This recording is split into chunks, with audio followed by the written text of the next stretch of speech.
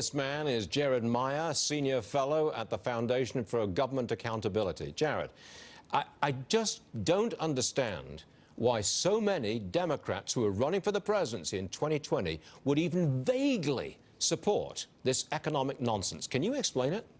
Well, Stuart, that's why it's great that President Trump brought up the Green New Deal last night. I mean, as you talked about, that withdrawn FAQ, it even promised economic security for those people who are unwilling to work.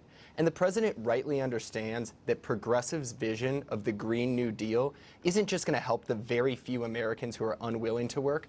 It's going to make it so that the millions of hard-working Americans are now unable to work But look, because of their policies. Jared, that is a good critique of the Green New Deal, but it doesn't explain why leading presidential candidates should support it. I mean, why on earth would you get behind, when you're running for the presidency, this utter nonsense?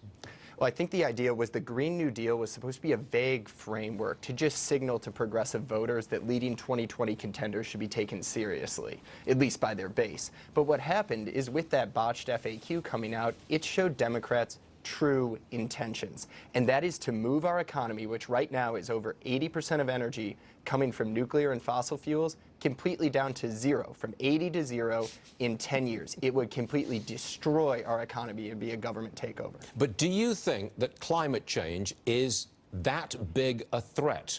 Will the world come to an end in 12 years if we don't do the Green New Deal? I mean, where do you stand on this? Well, if climate change was the aim of the Green New Deal, why did they add in things like affordable housing, expanded entitlements, free college? I mean, why add that in if what you're trying to do is fix climate change? Really, this just plays into the argument that a lot of progressives are taking advantage of climate change to just get a government takeover of the economy, have more government control. That's their end game. I think you're absolutely right.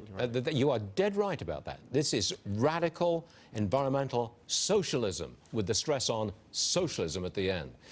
Jared, you're all right. If you're not careful, you'll be back on this show real fast, okay? But thanks for joining us, so we do appreciate it. Thanks a lot. All right.